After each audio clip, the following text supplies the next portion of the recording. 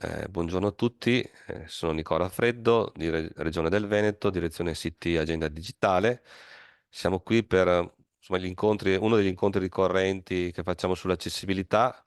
Sono con noi Eleonora Galesso, Stefano Dabala della Camera di Commercio e Federica che ci assiste nella regia come al solito. Io ho preparato una breve presentazione, introduciamo i lavori e poi ci alterneremo nei vari argomenti con i diversi relatori. Condivido già la presentazione e possiamo iniziare. Eleonora mi conferma che si vede tutto bene. Ok, perfetto. Ok, ok. Bene, questo dicevo, il webinar informativo dedicato all'accessibilità, la scadenza che abbiamo qui a fine mese di marzo. Avremo gli interventi che avete visto nel programma, quindi all'inizio un mio intervento sull'accessibilità digitale i 20 anni dopo la legge stanca. Eleonora poi vi spiegherà come fare per pubblicare gli obiettivi di accessibilità nel forum di Agid con tutte le istruzioni, le schermate di accesso. Sono alcune novità in questi ultime novità, quindi vi informerà su questo. Poi vi farò una panoramica sull'accessibilità e usabilità nel piano triennale che è stato pubblicato da poco. Eh, Stefano Dabalà della Camera di Commercio invece vi racconterà come fanno accessibilità nel loro ente e quali sono diciamo, le strutture e le attività che hanno messo in atto per raggiungere dei buonissimi obiettivi sulla usabilità e accessibilità del sito del loro ente. Poi vi racconteremo un attimo le iniziative regionali per l'accessibilità che ci saranno nel corso del 2024 e poi diamo spazio alle domande e alle risposte. Come vi ricordo, le domande e risposte usate la sessione domande, così possiamo monitorarle e rispondere correttamente a tutte quante. Ehm, il 2024 è il ventennale della legge stanca. La legge stanca è la legge principale eh, italiana sull'accessibilità e prende il nome dal allora proponente della legge, Lucio Stanca, ministro per l'innovazione e per le tecnologie. L'anniversario è stato il 9 gennaio dei mesi scorsi.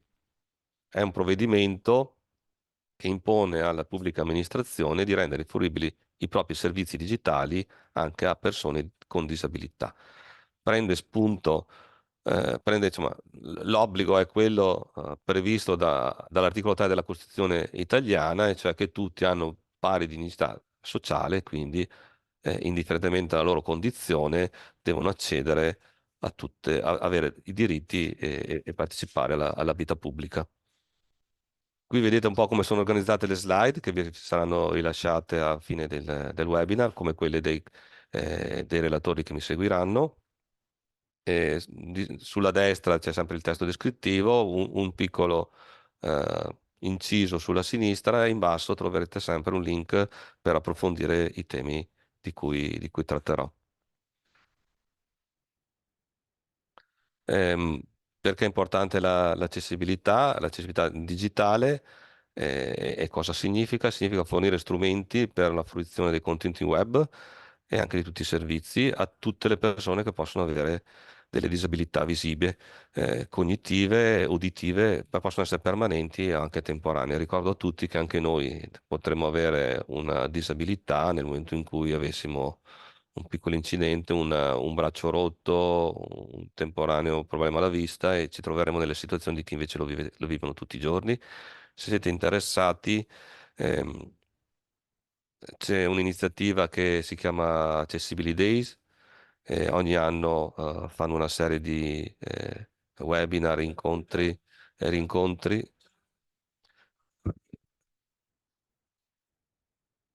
E, se volete vedere, insomma, o trovare un'esperienza sul daltonismo, viene raccontata in questo video che trovate qui citato a lato nel quale è anche un tecnico software che racconta la sua esperienza sul daltonismo e quali sono tutte le difficoltà e quali sono le cose che vanno fatte affinché un daltonico non incorra in problemi nella gestione dei vari servizi. Scusate. La legge stanca è stata modificata più volte. L'ultima è stata nel maggio del 2022 con il recepimento del European Accessibility Act. Anche in questo caso, nel nuovo recepimento, l'abbiamo detto anche più volte, le piccole e medie imprese devono adeguarsi come per gli enti pubblici agli obiettivi di accessibilità entro il 28 di giugno del 2025. L'adeguamento della legge stanca, come dicevo, fa seguito a un impegno assunto dalla Comunità Europea, che poi è previsto la ratifica da tutti i parti, da tutti gli enti della comunità, con il rilascio della Convenzione nazionale delle Nazioni Unite sui diritti con persone con disabilità. Su tutta la parte di accessibilità e sulla convenzione che è stata adottata dall'Italia il 24 febbraio 2009 e ratificata poi a livello comunitario il 23 dicembre del 2010 per cioè controllare e verificare le condizioni con le persone con disabilità a livello nazionale è stato eh, istituito un osservatorio nazionale sulla condizione delle persone con disabilità che promuove la Convenzione delle Nazioni Unite e il Ministro per le disabilità è il Presidente dell'osservatorio. Anche qui, se volete approfondire sia la Convenzione che l'osservatorio, potete accedere nei ehm, ai vari link che sono riportati nelle varie diapositive. L'accessibilità è un tema importante, purtroppo, ed è per questo che continuiamo a fare seminari e incontri sul tema, occorre far conoscere, quindi far conoscere il tema, occorre che siano consapevoli sia i cittadini e sia gli enti pubblici e comunque tutte ehm, coloro che hanno un rapporto con le persone con disabilità. Ehm, in vari eventi che sono stati fatti all'inizio dell'anno. C'è stato un intervento di Sabato De Rosa, che è un consigliere nazionale per la valutazione ausili e tecnologie, che racconta come c'è un fastidio tutte le volte che negli enti si parla di accessibilità, quando invece ormai sono 20 anni che si parla di questa cosa e dovrebbe essere, diciamo, una cosa ordinaria diciamo, dovremmo ogni volta, tutte le volte che sviluppiamo un servizio, tenere presente che ci sono persone che hanno delle difficoltà e di cui dobbiamo tener conto. Sempre sull'accessibilità, sono una serie di spunti che vi do per farvi capire insomma, che il tema è molto ampio, noi ci occupiamo soltanto di alcune cose e magari ci limitiamo a adempiere agli obblighi normativi, ma in realtà il campo è molto ampio. Per quanto riguarda, per esempio, i rapporti con le persone con disabilità, occorre utilizzare le parole giuste. Molte volte noi scriviamo disabili, questa è una definizione che non è, diciamo, che potrebbe anche essere considerata offensiva da alcune persone e quindi usiamo le parole che sono state indicate nella convenzione e qui c'è anche una piccola brochure che potete approfondire e controllare per utilizzare le parole giuste. Molte volte anche nei vari servizi digitali degli enti ci troviamo con delle definizioni che potrebbero urtare, come dicevo, la sensibilità di alcuni e quindi anche su questo dobbiamo prestare attenzione. Perché comunque c'è un regolamento che è stato fatto da Agid a dicembre del 2022 e pubblicato a febbraio 2023 che regolamenta tutta la materia di accessibilità e tutela i diritti di tutti. Il regolamento disciplina sia le contestazioni, e quindi cioè quelle, eh, tutte le osservazioni che Agid fa in merito alla mancata soddisfazione dei requisiti di accessibilità oppure segnalazioni da parte di utenti in caso non ci siano risposte adeguate da parte dell'ente sulle segnalazioni di accessibilità oppure delle richieste fatte attraverso il, il difensore civico. Il difensore civico per il digitale è una figura prevista dal CAD, è la persona a cui si può rivolgere chiunque per fare le segnalazioni. Per le segnalazioni è previsto un modulo online, qui trovate il link per poterlo vedere, vedete, c'è un piccolo modulo da compilare e raccoglie sia tutte le violazioni generali del CAD e quindi per qualsiasi violazione di quello che sono gli obiettivi previsti per esempio dalle linee guida o dalla normativa del codice dell'amministrazione digitale, ma anche decide in merito alla corretta attuazione della legge sull'accessibilità e quindi il cittadino che si trova che non vede soddisfatti i suoi diritti sull'accesso ai servizi pubblici, dispone di questa misura per fare una segnalazione. Il difensore civico apre un procedimento e poi darà delle indicazioni. Quindi, oltre al regolamento e tutela dei diritti, abbiamo delle responsabilità. Ne abbiamo sia noi come pubblica amministrazione, e questo comporta una segnalazione da parte di Agit all'ufficio competente per i procedimenti disciplinari dell'ente e quindi entrerà poi all'interno del nostro regolamento sui procedimenti disciplinari. In caso invece dei privati che non attuano le misure previste dal regolamento, c'è un avvio di un procedimento di accertamento che potrà essere poi sfociare in sanzioni pecuniarie. Ricordo un attimo erano gli obblighi normativi nel 2023. Avevamo, diciamo che tutti i comuni che hanno l'obbligo di fare un piano integrato di attività e organizzazione, il cosiddetto PIAO, hanno una sezione apposita dove vanno indicate le azioni per realizzare la piena accessibilità fisica e digitale da parte dei cittadini ultra 65 anni e i cittadini con disabilità. Poi avevamo il piano triennale. Il piano triennale aveva tre punti che poi rivedremo più approfonditamente nei prossimi interventi, che sono gli obiettivi di accessibilità, cioè l'obbligo di oggi, che vedremo oggi in particolare, la dichiarazione di accessibilità che si fa a settembre e nel 2023 avevamo entro dicembre la risoluzione degli errori relativi a due criteri di successo più frequentemente non soddisfatti. E poi avevamo anche, sempre a dicembre, l'obbligo di pubblicare i risultati dei test di usabilità. Per questo vi chiedo, così termina il mio intervento, facciamo un minimo di pausa, vi chiedo la collaborazione a rispondere a una serie di domande che riguardano cosa avete fatto nel 2003. Non niente di che, nel senso serve a noi a fini statistici, serve per capire quanto le azioni di divulgazione facciamo vengono recepiti dagli enti e quindi chiedo a Federica se può far partire il sondaggio e vi chiediamo, insomma, sono 4-5 domande, se avete fatto il piano, insomma, avete anche i non so, quindi insomma, se non riuscite a rispondere. Ok, quindi poi vedremo, condivideremo i risultati, vi do 5 minuti a disposizione, speriamo anche meno, se necessari. Scorrete lo schermo con la barra laterale per rispondere a tutte le domande.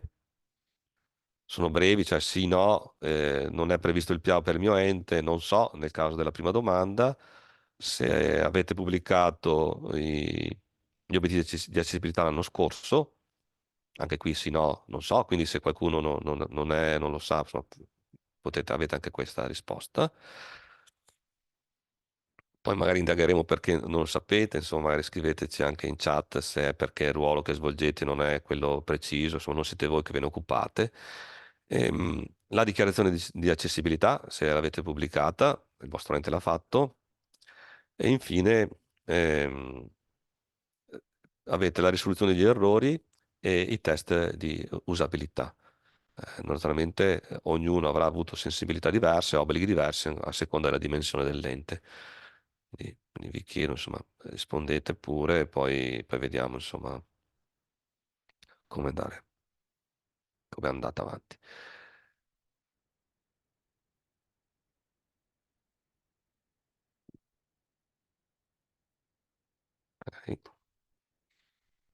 Va bene, ho visto che in chat qualcuno ha avuto problemi di collegamento, magari lo ricontatteremo per capire meglio qual è stato il problema e così potremo evitare che succeda in altre occasioni.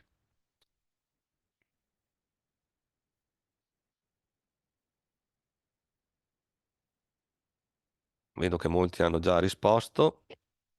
Diamo un altro paio di minuti. Siamo arrivati in alcuni casi che all'80% di risposte, quindi insomma vi chiedo, vedo che qualcuno ha alzato la mano, non so se è stato un errore o ha un problema. Se poi Alessandro scriverlo in chat,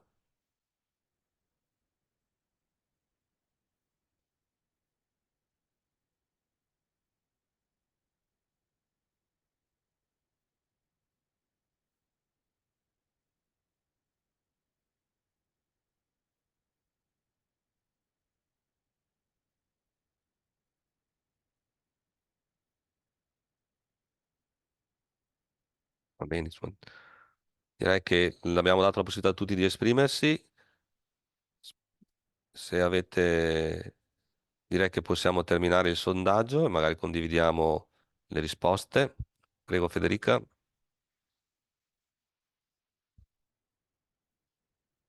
Allora, ditemi se si vedono, Eleonora, Stefano, ditemi se si vede adesso il risultato del sondaggio. Sì, sì, si vede. Ok, quindi la prima parte, se qualcuno ha inserito nel PIAO le azioni finalizzate a realizzare l'accessibilità, quindi vedo sì 50% dei rispondenti e non so, quindi diciamo che i non so sono o non lo so perché se l'hanno fatto oppure non so se il mio ente ha necessità del PIAO, diciamo che il PIAO è obbligatorio per gli enti con più di 50 dipendenti, quindi molti di voi potrebbero non avere questa, questa necessità, questo obbligo. Avete pubblicato gli obiettivi di accessibilità? Vedo di sì la maggior parte.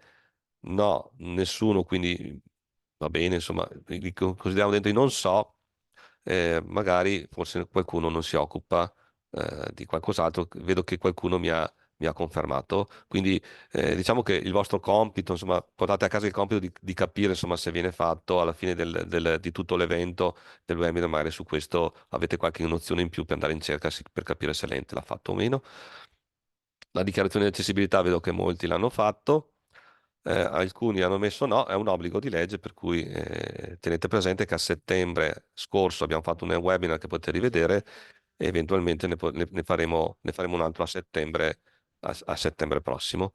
Risoluzione degli errori, vedo che molti hanno risposto. Naturalmente questa è una cosa nuova, era all'interno del piano triennale, non era conosciuto da molti. I test usabilità, vedo, mi fa piacere che almeno 16 hanno risposto, vuol dire che è stato eseguito. Su questo magari dopo c'erano altre domande che riguardano anche approfondimenti per chi non ha fatto o perché non sapeva che erano da fare. Io direi di interrompiamo la condivisione e,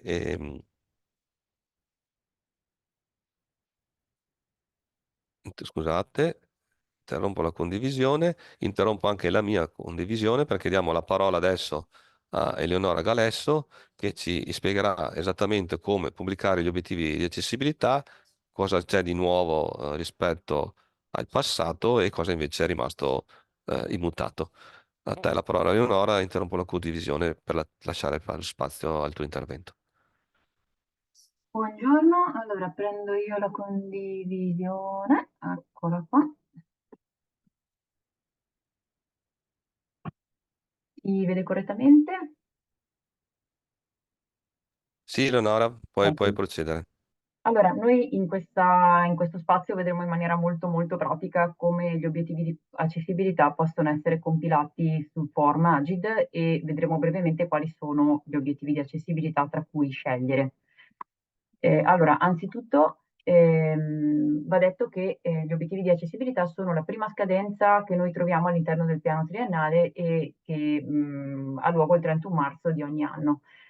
Si tratta sostanzialmente di interventi che le pubbliche amministrazioni mettono in campo per aumentare l'accessibilità e l'usabilità dei servizi informatici o per erogare formazione o adeguare le postazioni di lavoro.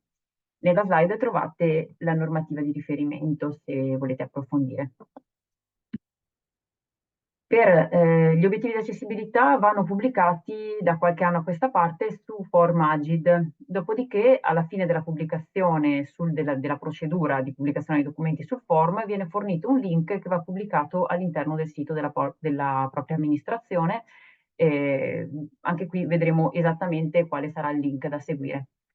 Come facciamo ad accedere al form Agid? Allora, una prima parte è rimasta uguale agli anni passati, ovvero per accedere abbiamo bisogno del codice IPA del nostro ente e degli indirizzi email dell'RTD registrato sul portale IPA delle pubbliche amministrazioni. Per avere questi due dati, se già non ne siamo in possesso, entriamo in indicepa.gov.it, seguiamo il link consultazione e ricerca responsabile della transizione digitale e compiliamo i campi del form apposito. Ci viene fuori una lista di enti che rispondono ai criteri di ricerca che abbiamo inserito. Troviamo il nostro ente e scegliamo l'icona più a sinistra delle tre che trovate alla fine della riga che riguarda il vostro ente, che è la scheda dell'unità organizzativa. Qui troviamo sia il codice IPA dell'amministrazione che l'indirizzo email dell'RTD. Ci segniamo questi dati e accediamo al portale dove poi di fatto andremo ad inserire gli obiettivi di accessibilità, ovvero form.agid.gov.it. Da qualche anno questo è il portale che accentra i vari moduli che servono alle pubbliche amministrazioni per comunicare ad Agid i dati che vengono richiesti. Da quest'anno sono cambiate le modalità di accesso ed è stata cambiata anche la pagina di benvenuto. Anzitutto il tasto accedi si trova in alto a destra, dopodiché già dalla pagina di benvenuto è possibile scaricare una guida all'accesso e una guida alla compilazione della dichiarazione di accessibilità. E la guida all'accesso l'abbiamo messa anche per comodità sulla nostra MyExtranet, potete scaricarla direttamente da lì seguendo il link che vi riporto qui all'interno della slide. Quindi clicchiamo sul link accedi in alto a destra e proseguiamo. Allora, qui c'è sostanzialmente, è più facile farlo che spiegarlo. Allora, al primo accesso non si aprirà la slide che vedete qui a destra, ma ci verrà chiesto se possediamo già una chiave d'accesso. La procedura è la stessa degli anni passati, ovvero se non la possediamo, compiliamo il campo del form che dice voglio ricevere una nuova chiave d'accesso. In questo caso Agid provvederà a mandare questa chiave all'indirizzo email dell'RTD, la recuperiamo da lì, rifacciamo il giro per cui accedi, inseriamo la chiave d'accesso e poi entriamo con le nostre credenziali SPID. Dall'accesso successivo in poi non sarà più necessario chiedere la chiave di accesso ad Agid, per cui i passaggi saranno semplicemente entriamo nel form Agid, form.agid.gov.it, clicchiamo sul tasto accedi, entriamo con le nostre credenziali SPID. La procedura ovviamente varia a seconda di dove abbiamo noi le credenziali, di come abbiamo fatto lo SPID.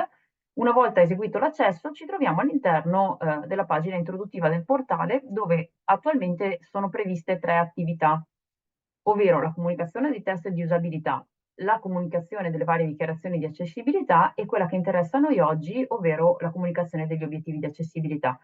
Questa pagina è suscettibile di modifiche nel tempo perché appunto nel caso in cui Agid abbia necessità di altre informazioni vengono postate all'interno di questa sezione. Entrando all'interno della sezione obiettivi di accessibilità, arriviamo ad una pagina introduttiva che ci spiega un attimino quali informazioni troviamo nelle varie sezioni di questa parte del sito. Per compilare o visualizzare gli obiettivi precedentemente compilati, entriamo nella sezione gestione compilazioni. Qui abbiamo tutti gli obiettivi, vedete in questo caso la pagina di Regione del Veneto, pubblicati negli scorsi 2 anni, ovvero da quando è entrato in vigore questo form, perché prima la pubblicazione avveniva o su un'altra applicazione di Agid oppure liberamente su un PDF messo a disposizione dall'ente. Queste compilazioni possono essere sempre visionate o modificate o cancellate. Ecco, una cosa interessante che è stata introdotta da quest'anno è anche la possibilità proprio di cancellare una pubblicazione presente. Cliccando sul tasto nuovo in alto a destra ci si apre il form per pubblicare gli obiettivi di accessibilità. Allora, il primo campo è quello dell'annualità di riferimento, mentre gli obiettivi sono gli stessi degli anni scorsi, ovvero 6 obiettivi principali che riguardano il sito web istituzionale, i siti tematici, l'intranet, la formazione e le postazioni di lavoro e l'organizzazione del lavoro. Per ognuno di questi obiettivi sono previsti diversi ambiti di intervento. Ehm, Faccio una piccola segnalazione. Abbiamo già segnalato ad Agid che allo stato dell'arte non è possibile salvare la bozza del documento se non si indica almeno un ambito di intervento per ogni obiettivo. Il portale è stato recentemente rifatto, per cui questo è un piccolo malfunzionamento di cui hanno preso atto e ci informeranno quanto prima, insomma, della risoluzione del problema. Di fatto, una volta entrati a regime, insomma, con tutti i bug risolti, per ogni obiettivo potranno essere indicati nessuno, uno o più interventi. Ad esempio, per quel che riguarda la formazione, ci si può focalizzare sugli aspetti normativi o gli aspetti tecnici. L'organizzazione del lavoro c'è un gruppo apposito per l'accessibilità, il miglioramento dell'iter di pubblicazione dei documenti, la nomina dell'RTD se già non è stato fatto, il piano per l'utilizzo del telelavoro o per l'acquisto di tecnologie appunto legate alla disabilità per i dipendenti che dovessero averne necessità. L'adeguamento alle specifiche tecniche per le postazioni di lavoro e tutta una serie di interventi riferiti appunto ai siti istituzionali intranet o siti tematici dell'amministrazione, quindi l'adeguamento ai criteri di accessibilità, le linee guida di design, l'analisi dell'usabilità, interventi sui documenti, rifacimento del sito, miglioramenti dei moduli presenti all'interno del sito. Per ogni obiettivo, oltre agli interventi, va indicato anche l'anno d'adeguamento. Il termine ultimo che è possibile indicare è il 31 dicembre dell'anno corrente. Una volta appunto compilati tutti i campi, si clicca sul pulsante salva bozza e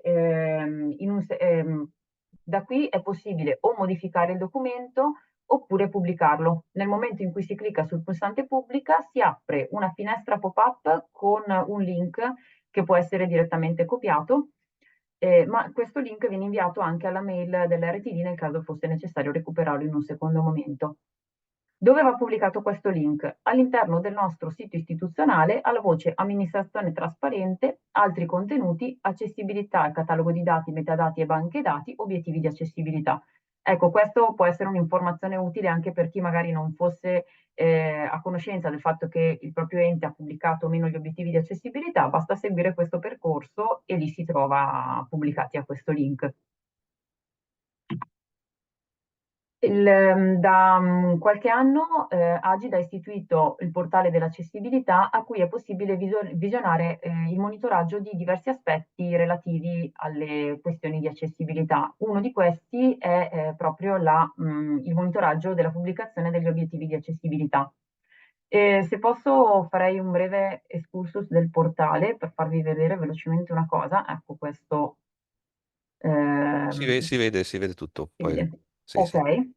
Allora, le parti interessanti sono anzitutto il trend in crescita dal 2016 in cui sempre più enti hanno pubblicato gli obiettivi di accessibilità. Questa è la suddivisione degli ambiti di intervento, dove la fa un pochino da padrone il sito web istituzionale, mentre la tabella sottostante riporta per ogni regione i siti web che sono stati dichiarati all'interno del portale IPA per le pubbliche amministrazioni e gli enti che hanno provveduto a pubblicare gli obiettivi di accessibilità. Qui abbiamo una visione un attimino globale, si vede che per il Veneto il 55% degli enti ha pubblicato gli obiettivi di accessibilità. Ecco, in questo caso direi che siamo a disposizione qualora servissero feedback o informazioni per provvedere anche a questo adempimento che, come abbiamo visto, è presente nel PIAO. Adesso facciamo un gioco di magia e vediamo di tornare alle slide.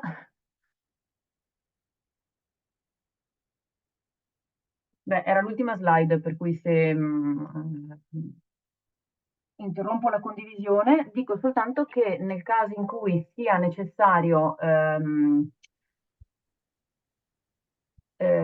contattare Agid per avere delucidazioni, è possibile scrivere all'indirizzo email accessibilità@agid.gov.it. Passo la parola a Nicola. Eleonora, magari questa è una domanda più di carattere generale, non è specifica sul quello che hai appena mostrato, però la domanda che è arrivata è se per le pubbliche amministrazioni è obbligatorio redigere il test di usabilità. Beh, rispondiamo dal vivo. Sì, per le pubbliche amministrazioni è obbligatorio redigere il test di usabilità per il proprio sito istituzionale. L'obbligo scadeva il 31 dicembre del 2023, di fatto il servizio è ancora attivo, per cui per chi non avesse provveduto è ancora possibile inserire i dati relativi al test di usabilità del sito istituzionale. Comunque anche, sì, va dichiarato all'interno della dichiarazione, giusto? Ehm, O lo ricordo sbagliato. No, nella Eh, dichiarazione, sì, allora le dichiarazioni, diciamo, non introdurrei adesso l'argomento sì. perché rischiamo di mettere troppa carne al fuoco, però quando facciamo la dichiarazione relativa al sito istituzionale, possiamo indicare anche lì se sono stati eseguiti o meno dei test di usabilità, sì. Ok.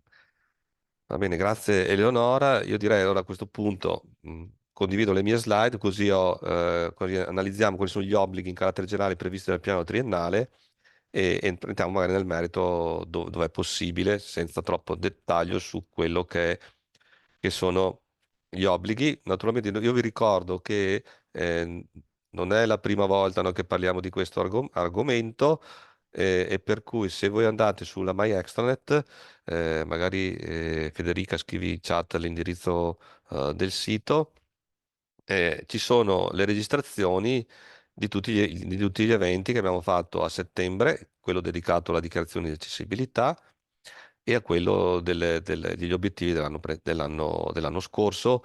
Ogni volta cambiamo, siccome il tema, come ho detto, è molto vasto, ogni volta tocchiamo in maniera più o meno approfondita diverse cose, per cui diciamo che ogni webinar ha comunque delle risorse nuove da mettervi a disposizione.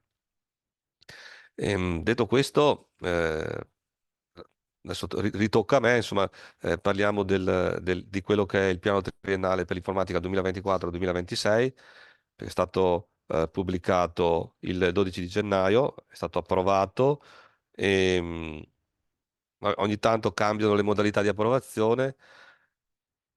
Comunque, insomma, è stato un decreto del Presidente e del Ministro, l'anno precedente era stata una semplice determina di Agid, ma comunque insomma, cambia poco, sta di fatto che è stato approvato e quindi diventa la nostra guida per tutti gli obblighi in generale sul digitale per gli enti pubblici.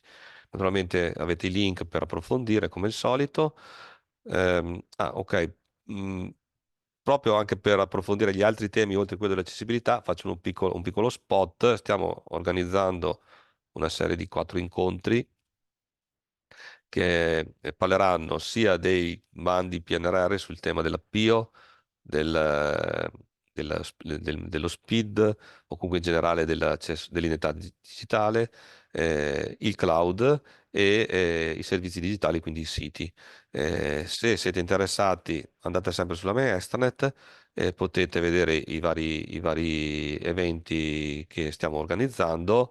A questi eventi parteciperanno sia esperti regionali sia rappresentanti del team territoriale del Dipartimento, quelli che vi seguono per PNRR, sia una rappresentanza di enti del territorio che porteranno dei casi concreti anche affiancati dai loro partner tecnologici.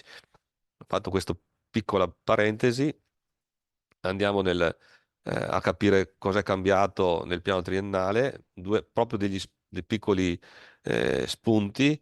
È cambiato, diciamo, ehm, l'organizzazione dei capitoli e quindi l'introduzione, i componenti tecnologici e la governance era quelli del 2022, hanno cambiato, hanno, diciamo, portato la governance e la parte che riguarda le competenze digitali sulle componenti strategiche, dove si parla del responsabile della transizione digitale e dell'ufficio per la transizione digitale, le componenti tecnologiche sono rimaste invariate, però è stato introdotto un capitolo alla intelligenza artificiale e infine c'è un nuovo capitolo che riguarda gli strumenti, che sono dei modelli di supporto, buone pratiche di varie, insomma, per ogni, diciamo, componente tecnologica, ogni capitolo. Detto questo, il piano triennale presente gli 11 principi guida. Per ognuno di questi c'è il principio, la definizione e le norme. Nel nostro caso, quello che ci interessa è il capitolo, il principio guida 5, cioè servizi devono essere inclusivi, accessibili e centrati sull'utente. Accessibilità, inclusività e user experience, comunque usabilità, sono concetti che non devono essere tenuti separati, sempre tutti insieme, perché poi alla fine noi eroghiamo un servizio ai cittadini. Quindi dobbiamo progettare i servizi pubblici con tutte queste caratteristiche e c'è un riferimento normativo specifico alla legge stanca, vedete, legge 4 2004 e gli articoli del CAD. Nel capitolo 1 e nel capitolo 3 dei servizi si parla di accessibilità. L'accessibilità è presente una cinquantina di volte su tutti i capitoli, delle volte ha diverse declinazioni. A noi interessano questi due, quindi il capitolo 1, organizzazione e gestione del cambiamento, dove questi sono i compiti del responsabile della transizione digitale del suo ufficio e cosa viene fatto per le competenze digitali. E poi naturalmente il capitolo 3, servizi, che riguarda tutta la progettazione dei servizi, accessibilità design, formazione e gestione dei documenti informatici e i vari strumenti per l'attuazione del piano. Eh, Scusate, che sono andato troppo avanti, troppo veloce. Per quanto riguarda il ruolo del responsabile dell'ufficio per la transizione digitale, eh, scusate un attimo. Allora, per il ruolo scusatemi, il raffreddore ogni tanto mi blocca.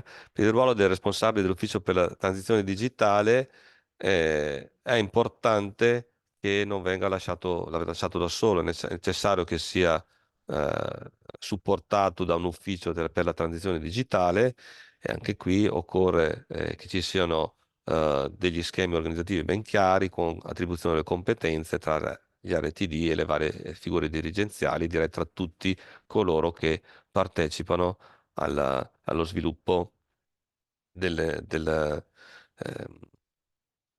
allo sviluppo e alla progettazione dei servizi digitali verso i cittadini. In questo caso siamo alla pagina 20 del piano triennale, quindi avete i vostri riferimenti per approfondire.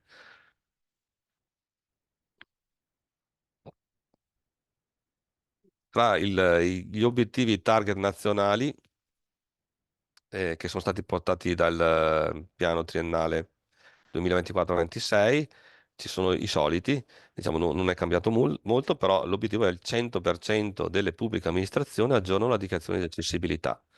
Abbiamo visto che le percentuali non sono poi sempre così, per cui io immagino che i controlli automatici che farà Agid saranno fatti per far rispettare questo obiettivo e quindi anche comuni che non l'hanno mai fatto dovranno adeguarsi al più presto. 2024, 2025, 2026 sono obiettivi di Agid che sono gli stessi per tutto il triennio. Per quanto riguarda invece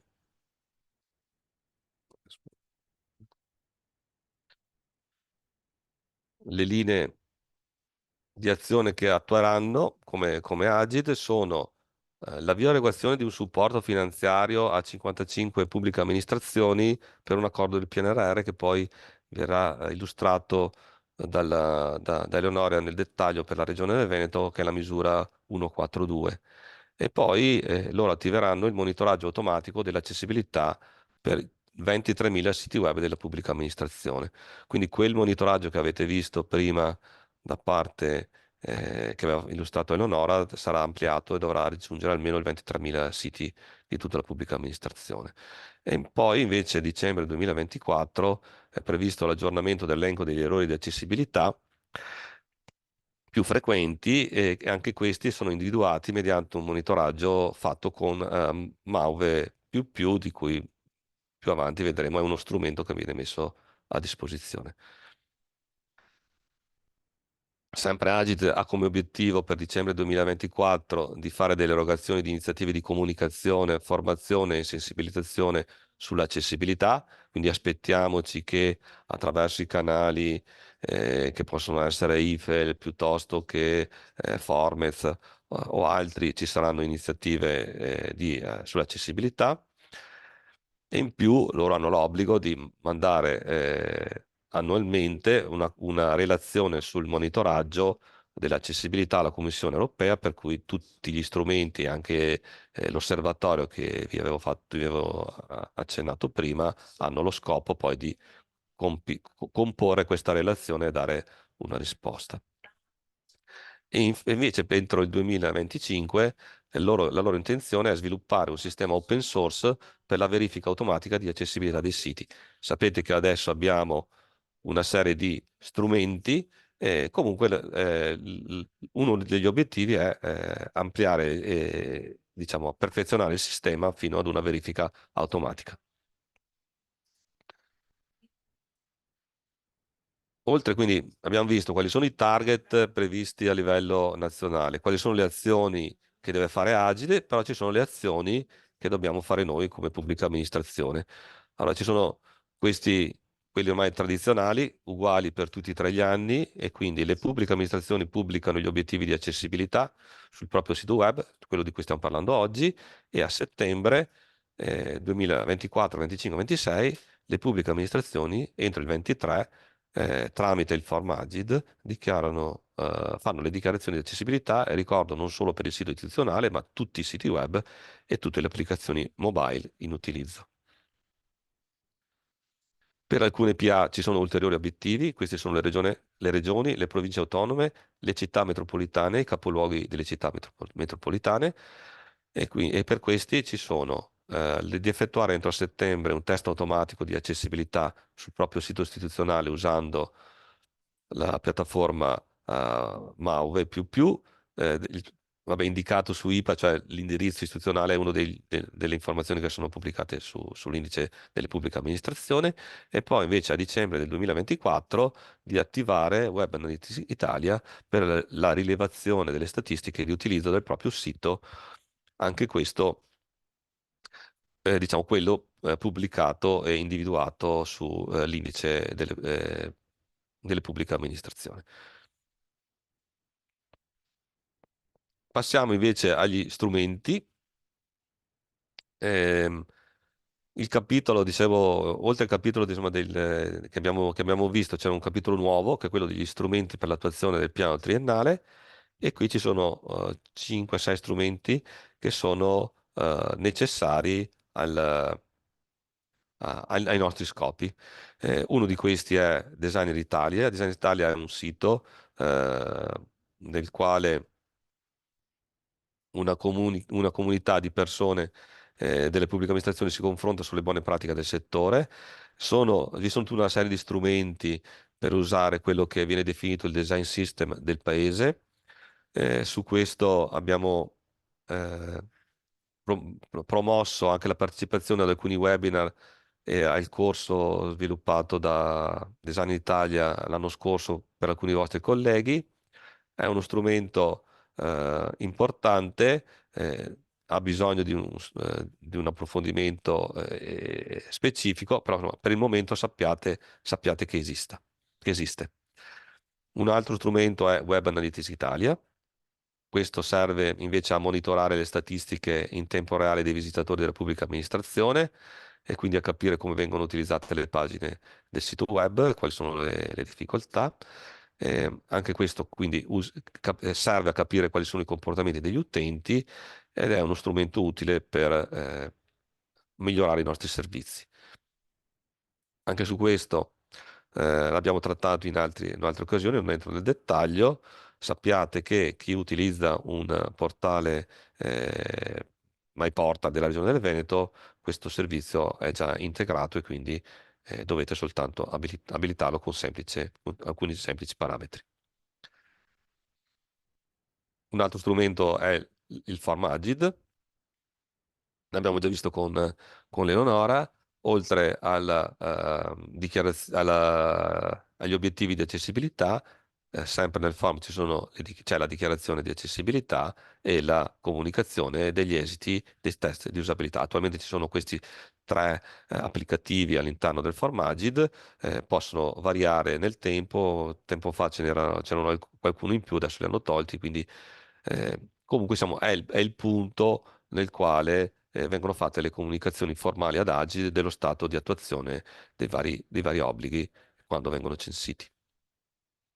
Un altro strumento che abbiamo sentito nei punti precedenti è Mauve++, è una piattaforma gratuita open source per la verifica automatica dei siti web. Eh, L'abbiamo trattato negli incontri fatti a dicembre, quindi se siete interessati a capire qualcosa in più potete vedere quelli che abbiamo fatto con il ciclo degli incontri con Michele Vianello. Qui avete il link comunque al sito e così per curiosità vi dico che da poco è stata anche introdotta la valutazione di accessibilità di singoli PDF.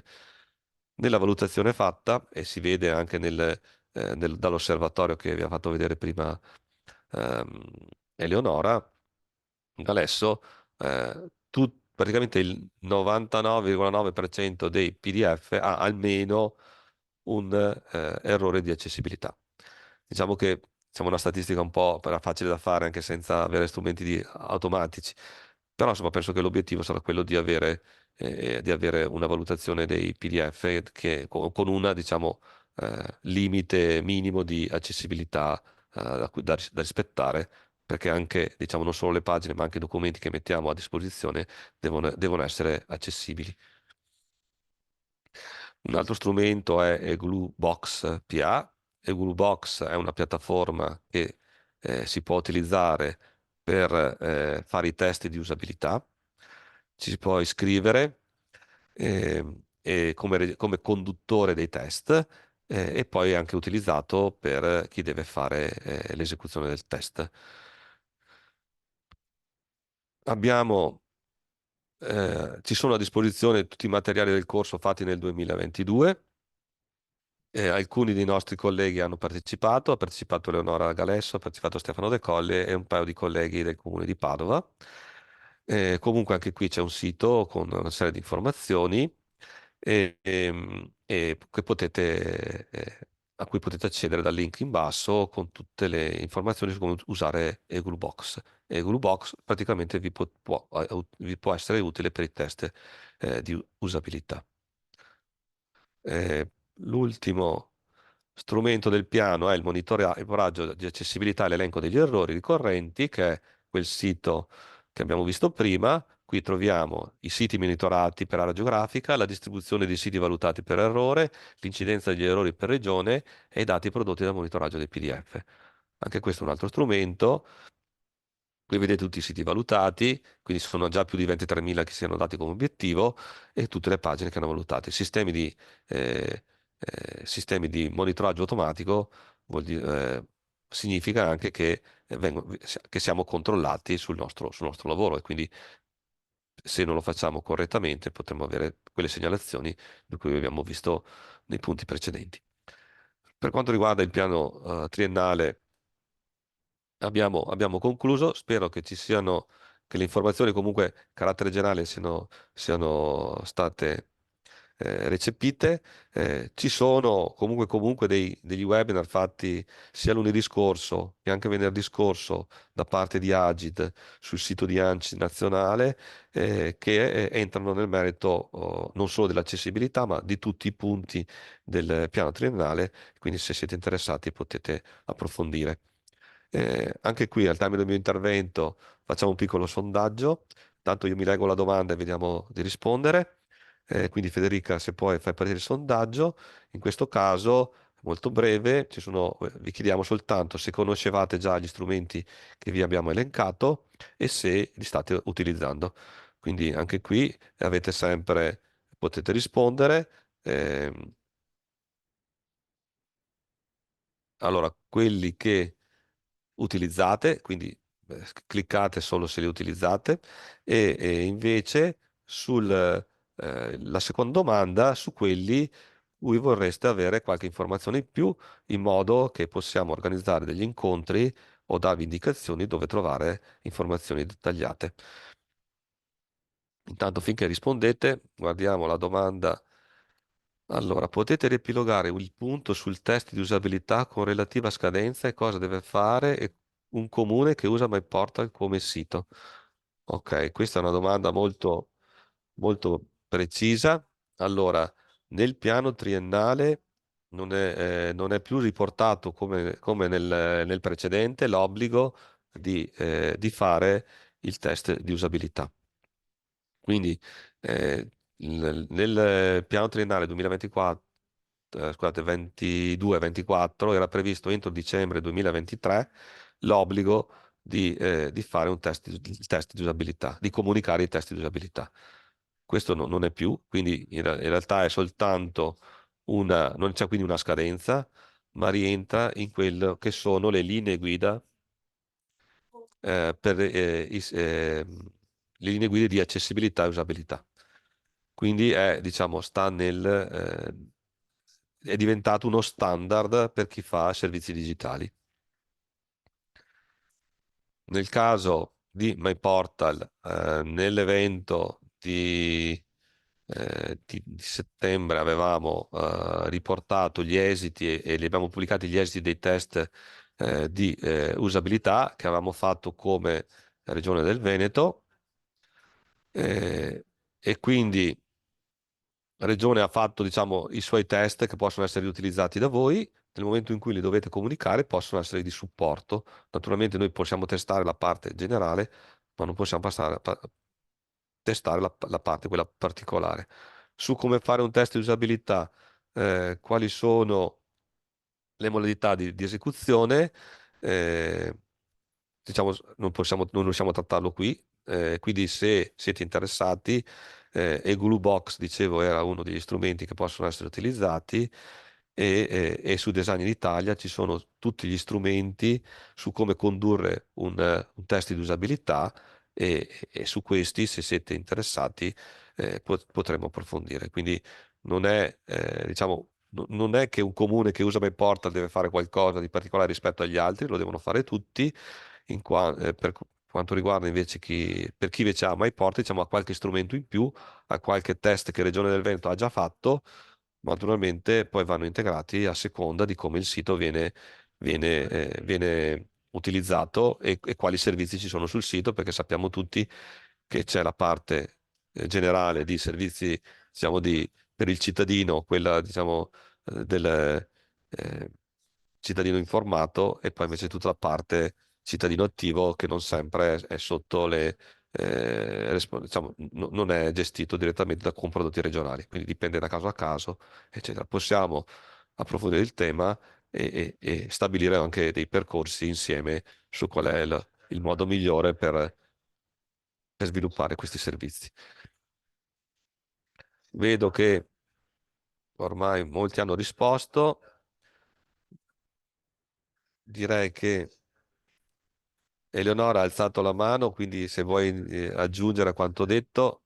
Sì, volevo solo fare una piccola, così, diciamo, Box è una di quelle cose che io definisco a minima spesa, massima resa, nel senso che è una piattaforma che spiega veramente in dettaglio come fare i test di usabilità. Tra l'altro è strutturata molto bene, nel senso che prima dà le informazioni per eseguire un primo test di massima, se così vogliamo. Dopodiché si può approfondire l'argomento quanto si vuole perché si tratta di un campo estremamente vasto. Detto questo, anche soltanto un primo test di massima dà delle informazioni che sono molto importanti, visto che noi testiamo appunto un pochino quello che è lo scheletro di MyPortal, ma poi sta al comune andare a riempirlo di contenuti e a popolarlo. Un test di usabilità ci dà veramente un feedback importante su quella che è la possibilità da parte dei cittadini di recepire correttamente le informazioni. Quindi è una piattaforma che mi sento di invitare caldamente a visionare, ecco, tutto qua.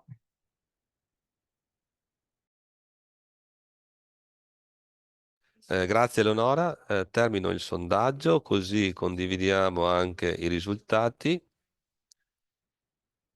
Ditemi, sì, spero che li vediate tutti quanti.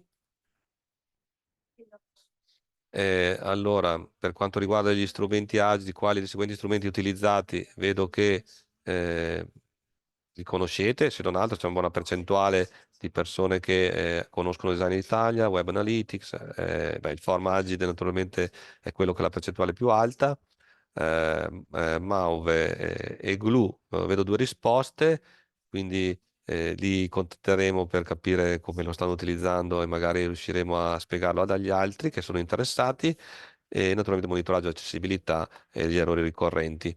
Eh, Mi sembra che tutti i temi comunque siano di interesse. Vedo che la parte di Gluebox e monitoraggio è quella che ha un punteggio più alto, ma comunque diciamo che l'interesse è generale. Per ognuno di questi cerchiamo di capire come organizzarci. Interrompo la condivisione del sondaggio e lo chiudiamo. Adesso, prima di... Vediamo se c'è qualcosa in chat. Ok, Federica aveva condiviso il link su MyExtranet.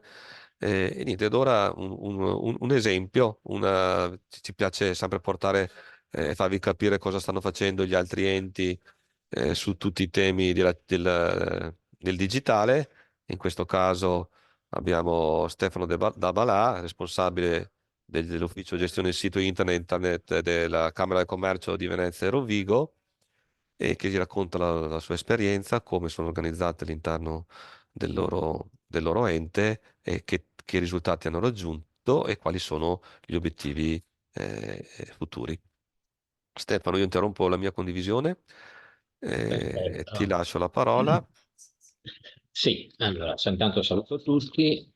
Io sono Stefano Dabalà e diciamo sono responsabile della gestione e dello sviluppo di applicativi e servizi per il sito internet della Camera e per la intranet che usiamo all'interno della Camera di Commercio. Metto in condivisione qualche slide, così.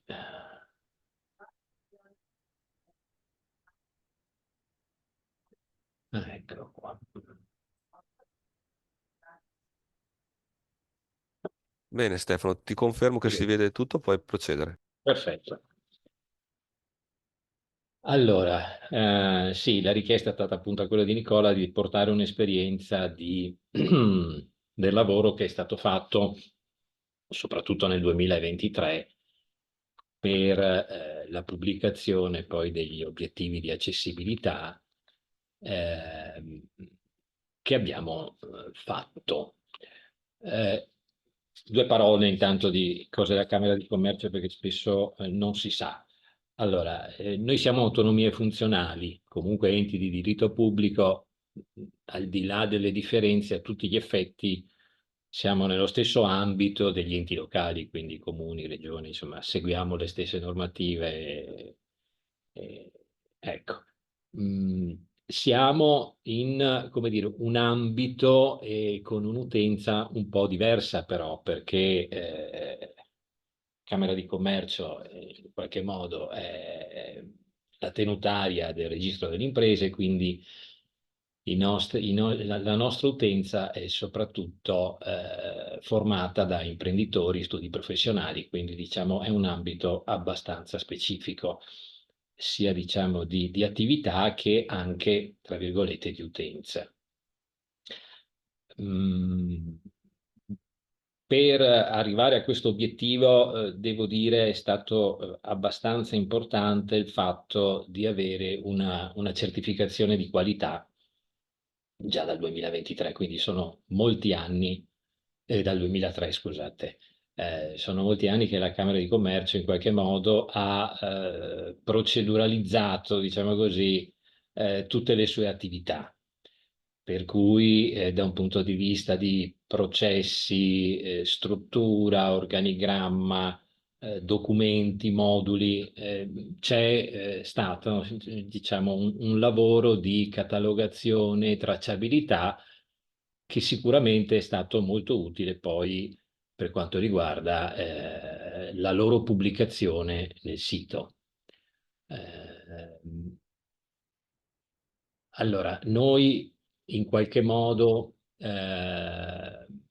abbiamo un unico sistema di gestione che ci gestisce sia la parte organizzativa del personale, sia la parte di gestione documentale, sia la parte dei portali sia esterni del sito internet che interni della nostra intranet. Praticamente il contenitore database è unico e condiviso e questo permette di avere una forte trasversalità dei dati e anche una forte usabilità dei dati, quindi sappiamo in che contesto, insomma, stiamo lavorando. Allora, qui c'è una slide del sito, così come è organizzato oggi. In realtà non lo sarà più domani, perché questo ormai è un lavoro che è sempre in itinere. Ecco, quindi si cerca sempre di migliorare, di correggere una serie di problematiche, anche quelle emerse dai test, anzi soprattutto quelle emerse dai test di usabilità che abbiamo fatto. Li abbiamo iniziati l'anno scorso, in realtà li abbiamo fatti a gennaio di quest'anno e li stiamo valutando, però da questi test in qualche modo sono emersi alcuni suggerimenti, diciamo così, quindi anche se da un punto di vista numerico poteva andare bene, poi la parte interessante sono l'analisi delle difficoltà o delle aspettative che chi usa, insomma, questi strumenti può trovare. Per cui alcuni interventi li abbiamo già fatti, altri li faremo in corso d'anno, anche se teoricamente il nostro obiettivo dell'anno era quello di rifare la intranet piuttosto che rifare il sito, però credo che ci troveremo a doverli gestire entrambi.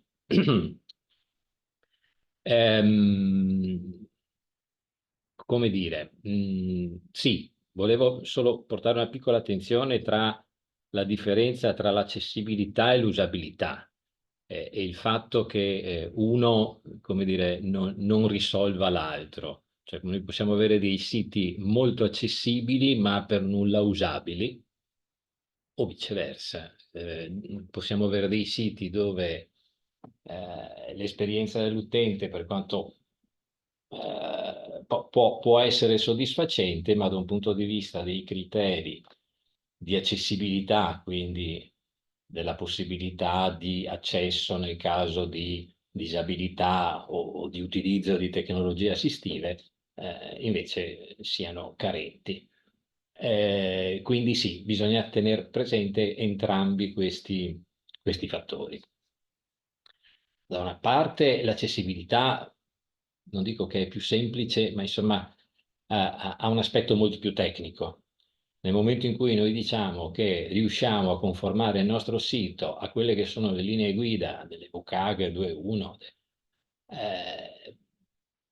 in qualche modo l'abbiamo risolta e lì abbiamo strumenti interessanti che ci permettono anche di verificare, insomma, in maniera abbastanza puntuale se è vero che il sito è accessibile. L'usabilità è molto più complicata perché dipende molto anche, come dire, dal tipo di informazioni che dobbiamo dare. Ecco, noi appunto siamo un ente diverso da un comune, ecco, o da una regione o da un'ASL.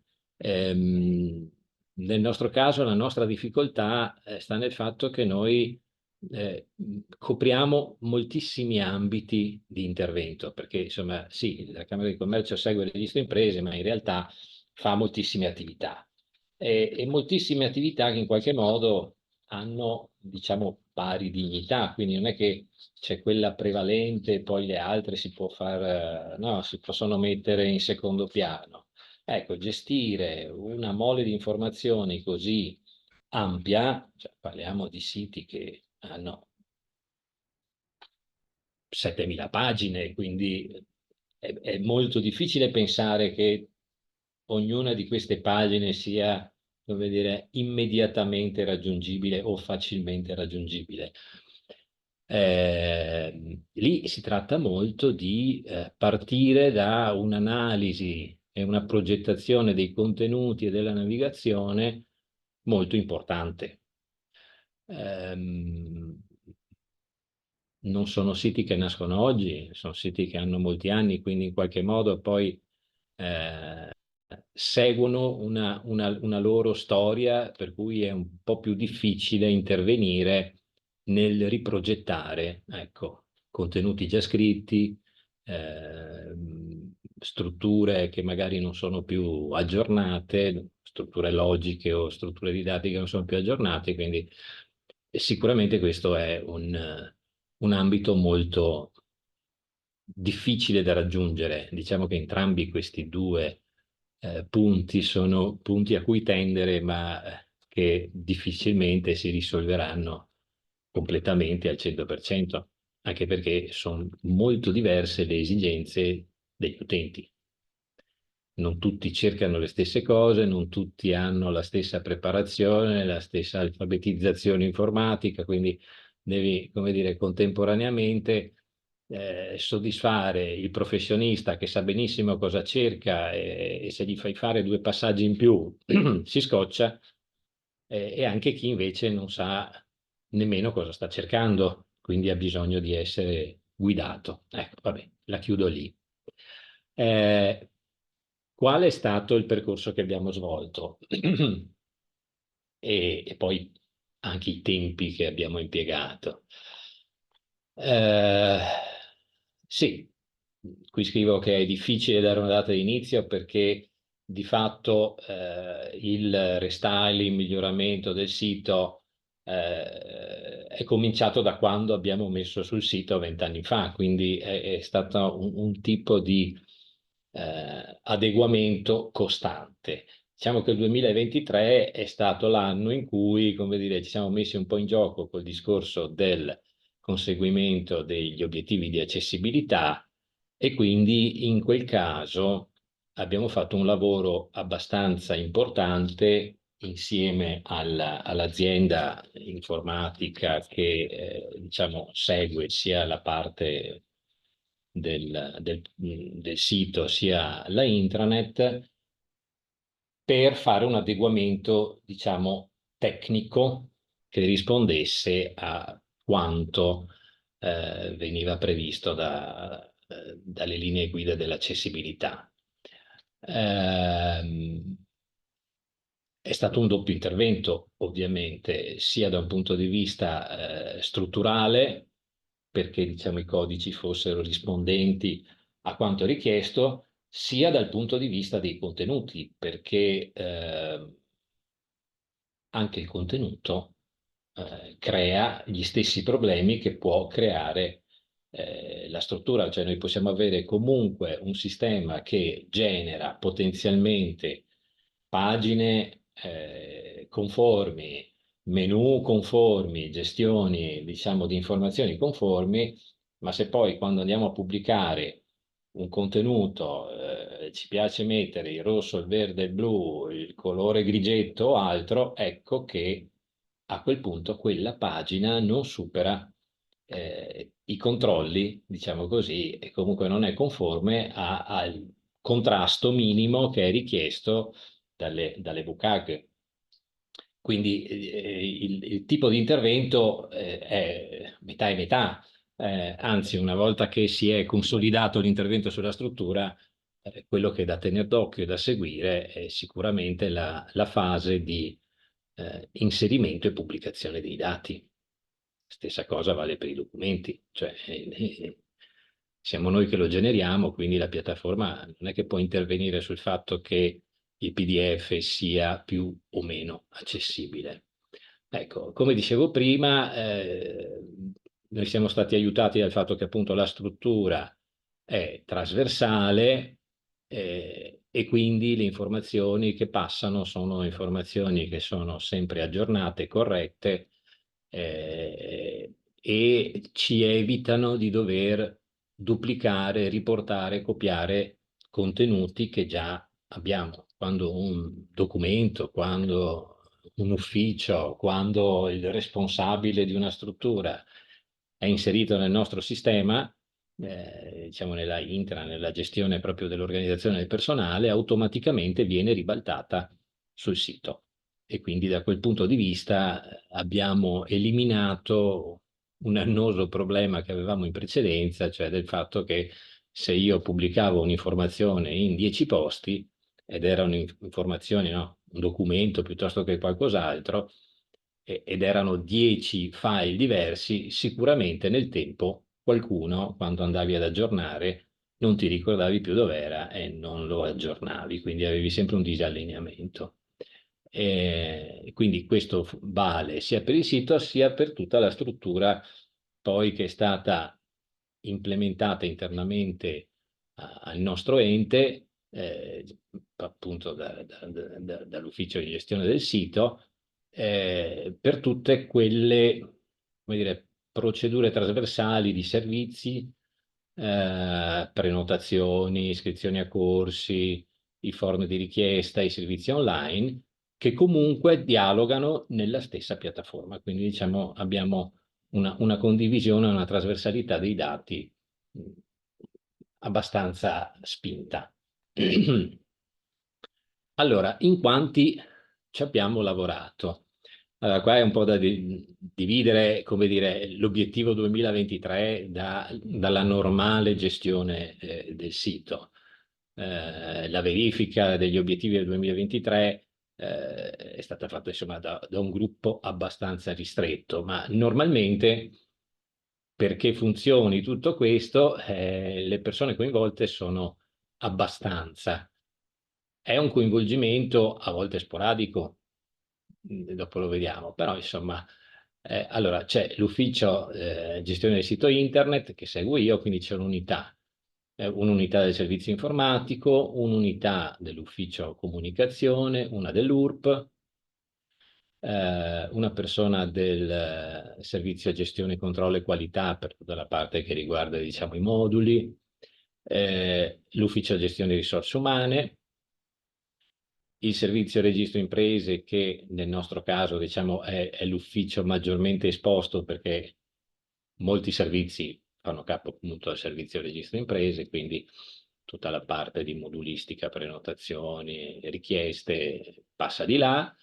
L'ufficio privacy anticorruzione che segue direttamente la sezione privacy e anticorruzione del sito, quindi l'amministrazione trasparente, e tendenzialmente più o meno tutti i responsabili di struttura, quindi di ufficio, di servizio. E qui parliamo di grosso modo 32 unità, più il fornitore esterno, che è l'IT Technology, che diciamo, segue la parte tecnica del portale. Appunto, nel caso di responsabili di struttura sono molte persone, nel senso che sono molti incaricati, poi la frequenza con cui aggiornano le pagine in alcuni casi può essere frequente, che poi insomma una frequenza relativa, a volte magari succede una volta all'anno, quindi sono proprio unità potenziali. Questo perché abbiamo adottato un modello di pubblicazione di contenuti diffuso, no? Quindi l'idea è che deve pubblicare, deve seguire l'informazione chi è vicino all'informazione, chi l'informazione ce l'ha. Solo l'ufficio può sapere quali sono i termini esatti e cosa si vuol dire in una pagina.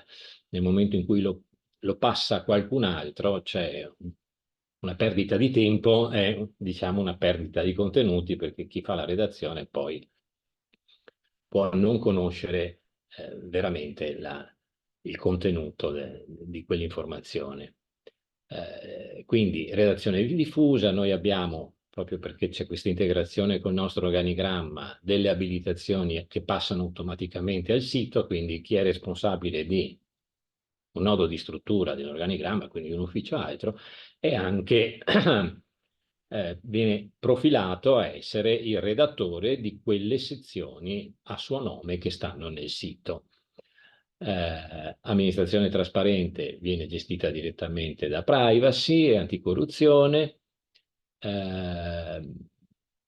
Tutto quello che riguarda i riferimenti dell'organizzazione, quindi la struttura, gli uffici, i responsabili, i contatti, le mail, il telefono, sono invece gestiti dall'ufficio risorse umane e dall'URP, che non lo fanno nel sito, ma lo fanno, diciamo, nel sistema generale della intranet che, come dicevo prima, ci dà la nostra struttura e incardina i nostri ruoli.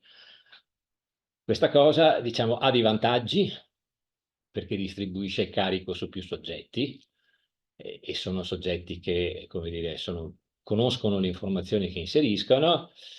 Gli svantaggi è che manca una visione globale della struttura. Chiaramente se un ufficio segue il suo, usa un suo linguaggio, ecco, ha una visione più ridotta, diciamo manca quella che è un'idea di omogeneizzazioni o anche di scelta di priorità di informazioni, mettiamola così. E quindi anche i linguaggi, siccome sono gestiti da persone diverse, possono essere diversi, magari meno efficaci di quanto potrebbero essere fatti se fossero fatti da ufficio comunicazione. L'ufficio comunicazione comunque segue direttamente tutta la parte che riguarda le news, gli eventi, i banner, le immagini, quindi insomma un po' la grafica coordinata e la comunicazione, diciamo, generale. Allora, sì, questa era una slide che faceva vedere quella che è la nostra struttura attraverso la intranet, che magari vi faccio vedere direttamente da qui.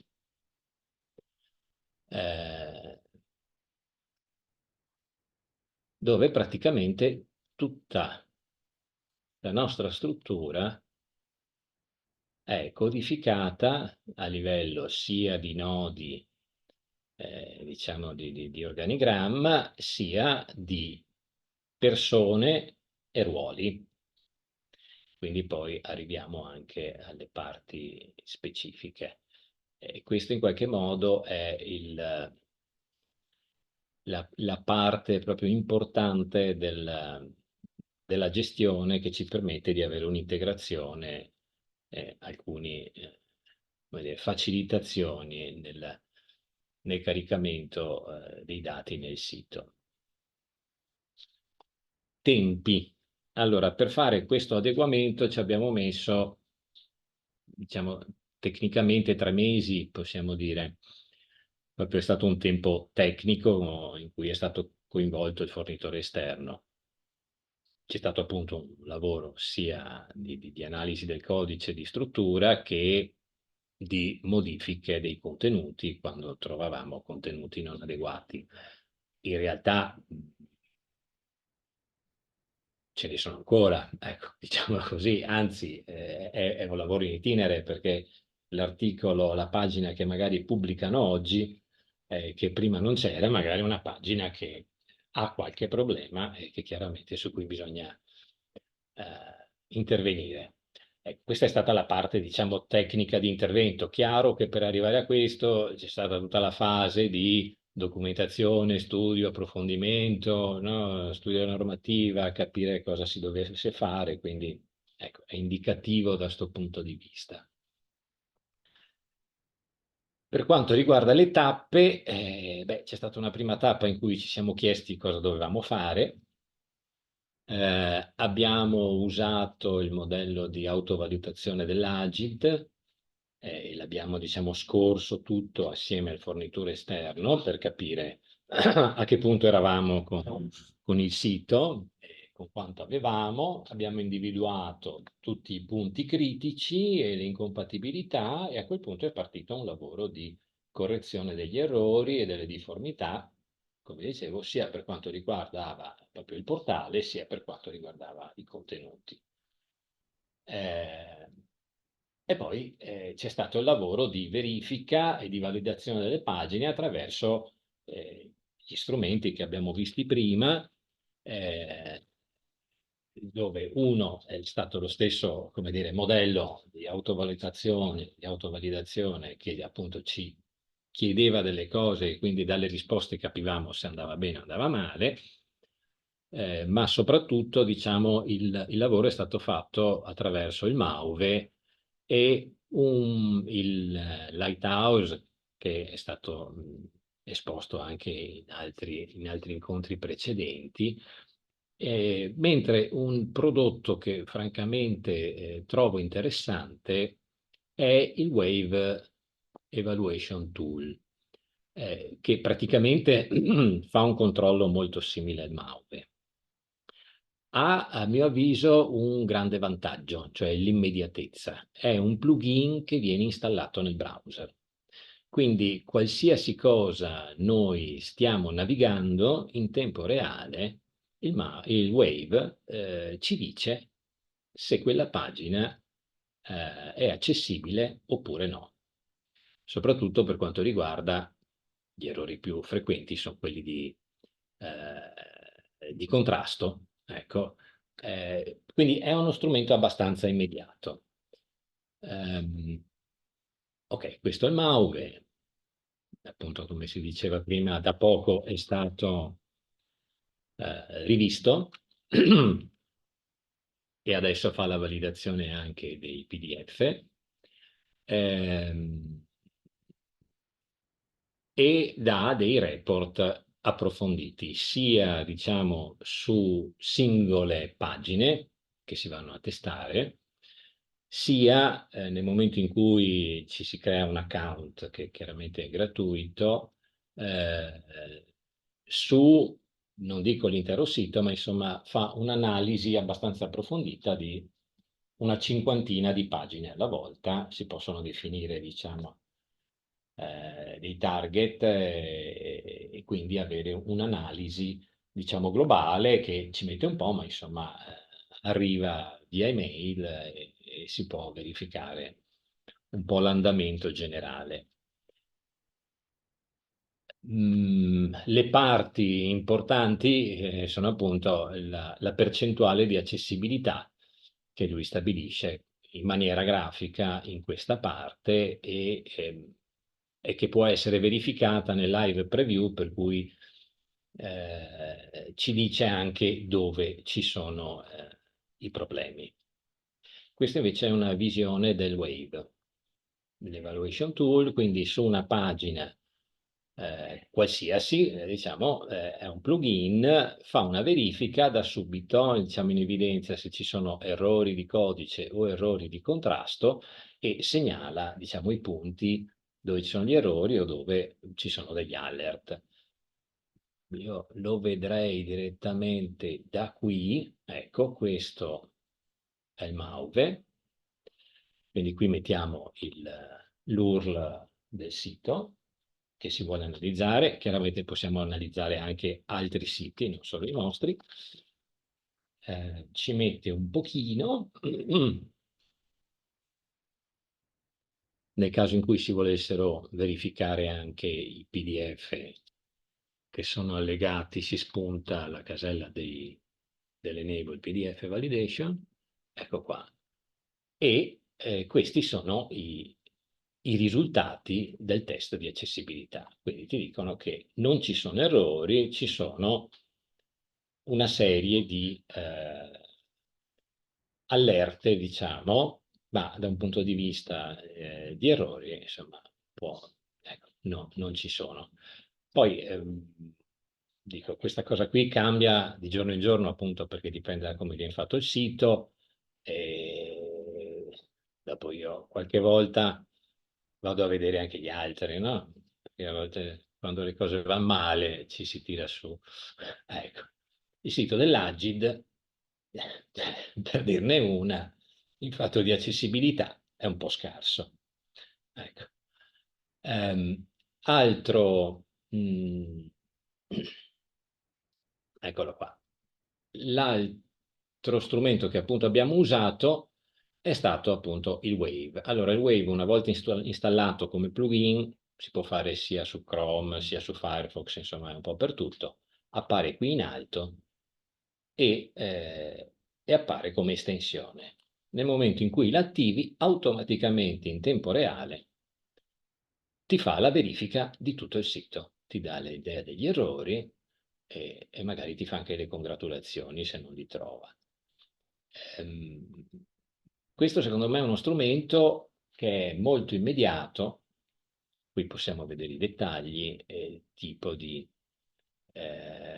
alert o di errori che trova.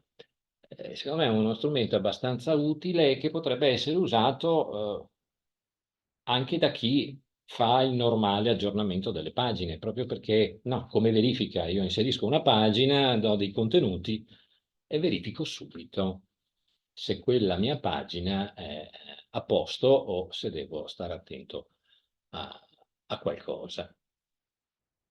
Allora, torniamo qui. Questo è Lighthouse, un altro programma di verifica, soprattutto delle performance temporali, diciamo, dei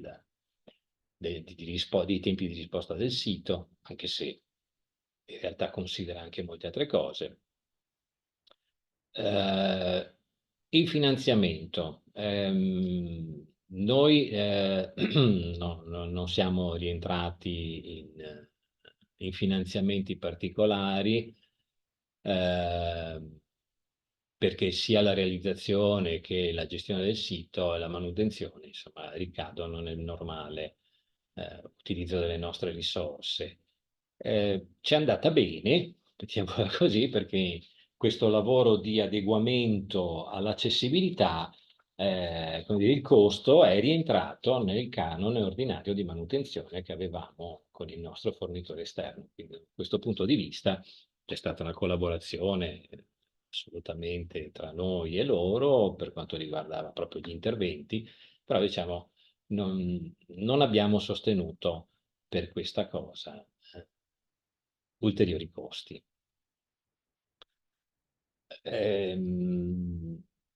Come si fa? Ecco. Allora, io cerco sempre di mettermi nei panni dell'utilizzatore quando penso qualcosa per il sito o strutturo qualcosa per il sito o metto qualche contenuto. Nel senso che noi siamo prima di tutto utilizzatori, no? Dei prodotti degli altri, anche dei nostri, però se riusciamo a portare l'ottica rispetto a chi sta cercando qualcosa o deve accedere, magari riusciamo a finalizzare meglio il nostro dialogo, quello che stiamo dando, le espressioni, i contenuti. Ecco.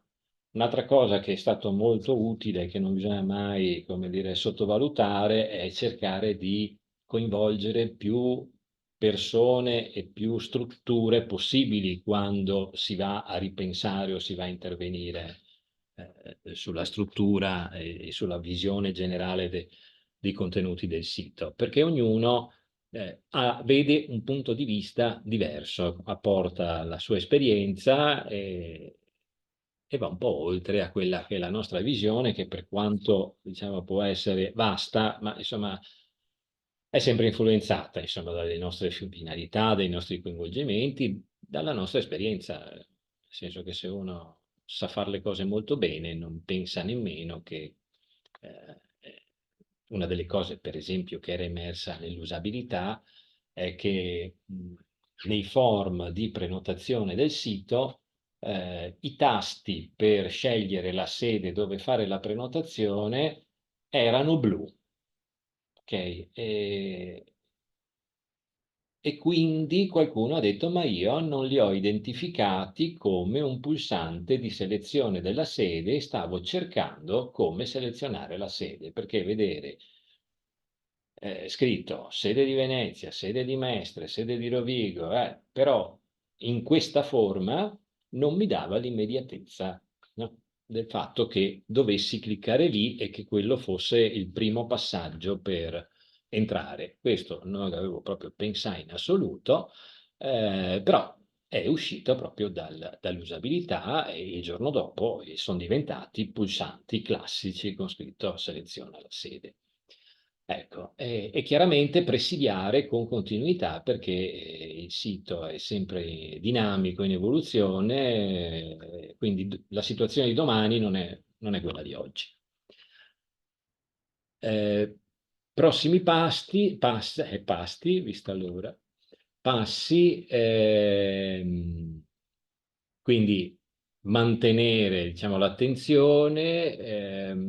Adesso noi abbiamo il discorso di intervenire sui risultati del test di usabilità. Eh, ci stiamo facendo alcuni discorsi su riprogettare l'internet. Quest'anno, come dicevo, avremo come obiettivo il restyling sia grafico sia di navigazione della nostra intranet. Ecco, con questo io avrei finito e Grazie posso far Stefano. vedere solo questo, che già è in cantiere il nuovo layout. No, questo è il sito attuale dove diciamo veniva contestato un po' il troppo affollamento, e questo è diciamo un po' il restyling di come potrebbe diventare. Ecco, interrompo la condivisione e torno. Grazie, Sono grazie andato un po' lungo. Stefano. Sono andato un No, po' no, lungo. no, no, no, è stato molto interessante e poi anche, secondo me, fa capire qual è lo scopo anche di queste tappe che abbiamo, no? Cioè abbiamo obiettivi di accessibilità a marzo, dichiarazioni di accessibilità a settembre, no, test di usabilità a dicembre, però li dobbiamo vedere insieme, nel senso che Eh, non possiamo guardarli ogni volta come punto singolo. Se ho il piano, mi metto sul piano i miei obiettivi, che devono poi corrispondere a quelli degli obiettivi di accessibilità, che poi me li ritroverò come miglioramento nella dichiarazione e così via. E mi organizzo un percorso ed è questo, insomma, quello che mi sembra fosse proprio la parte interessante del tuo intervento. E poi anche sul fatto, come dicevi tu, che confrontarsi con gli utenti finali può portare delle sorprese, no? Può portare delle sorprese certo. positive, perché poi alla fine penso che anche la pagina che hai fatto, che hai fatto vedere in anteprima si vede ad occhio nudo che è molto più, no, leggibile, ma anche quella del tasto blu è significativa, cioè perché noi lo usiamo tutti i giorni, no? Esatto, e E quindi uno sono e non ti poni. Quindi sì, no, molto, molto interessante e, e spero insomma che abbia illuminato, insomma, si è accesa qualche lampadina tra chi sta partecipando. Io passo diciamo, alle parti successive, anche perché siamo già a mezzogiorno e mezzo, e condivido insomma, la seconda parte, la terza parte del mio intervento e per dirvi quali sono le iniziative regionali sull'accessibilità. Così, se oltre a questi, diciamo, webinar ci sono delle occasioni di approfondimento che possono interessare tutti quanti. Ora, il primo che volevo portarvi è il gruppo di approfondimento sulla accessibilità SDU, l'acronimo, che fa parte di quelle iniziative che sono quelle della coalizione per lo sviluppo delle competenze digitali della Regione del Veneto. Gli incontri che facciamo adesso, gli altri che abbiamo fatto in passato, sono tutte iniziative che sono, diciamo, organizzate all'interno delle attività della coalizione. Cos'è la coalizione delle competenze digitali? È un'alleanza tra pubbliche amministrazioni, siamo più di 200 di enti, speriamo che siano molti di più, che si trovano, decidono qual è, diciamo, la strategia di sviluppo delle competenze digitali per i propri dipendenti e in forma completamente gratuita, come vedete, organizziamo tutta una serie di incontri di approfondimento. L'ideale è condividere sia le scelte che anche condividere l'organizzazione. Tra le varie iniziative della coalizione ci sono i gruppi di approfondimento, sono in questo caso dei gruppi di lavoro tra persone che hanno conoscenze più o meno diverse, ma insomma siamo tutti tra pari, cioè non c'è un maestro, non c'è un insegnante, c'è uno che impara, ma si condividono le esperienze. Ne abbiamo 19. Quello dedicato all'accessibilità è il GDS-DO, che è Service Design, URP e accessibilità.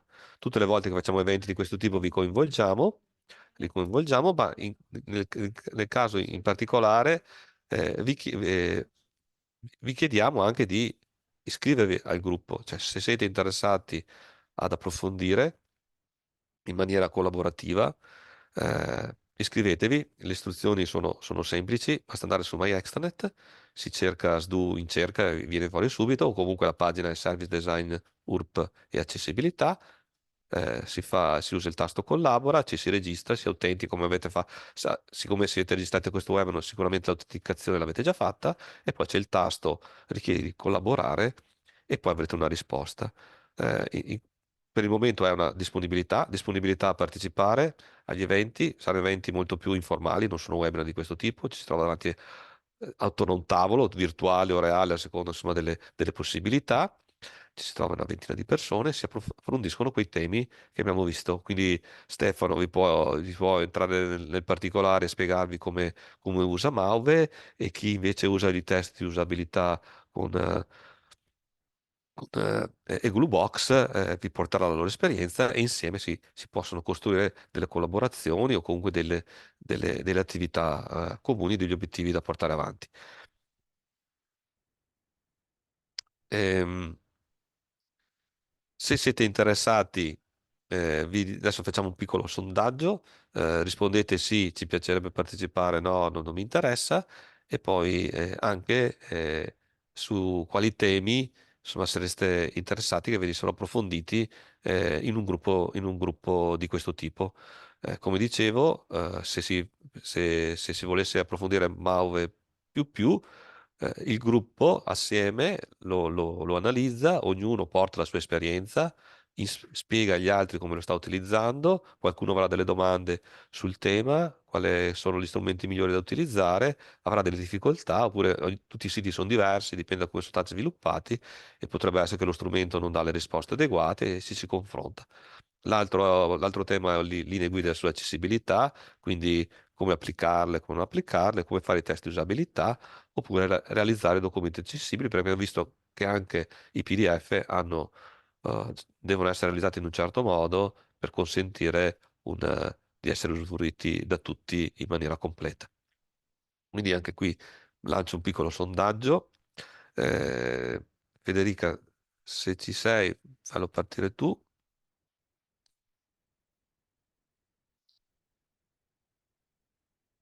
Non mi risponde, vediamo, forse posso farlo io. Terza parte, lancio il sondaggio. Ok, quindi le domande sono semplici, ma rispondete. Se siete interessati a partecipare a un GDA, un gruppo di approfondimento, mette sì, no, a seconda insomma di quello che vi interessa. Non lo so perché diciamo, non vi è chiaro cosa serve, ma magari potrebbe essere di interesse.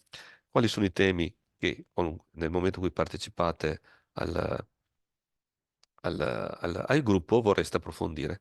È un gruppo, come dicevo, una specie di focus group, dove ognuno si condivide l'esperienza. Di solito gli incontri possono essere 2, 3 all'anno, dipende dall'obiettivo che ci portiamo a portare avanti. Poi avremo bisogno anche di un coordinatore e così via.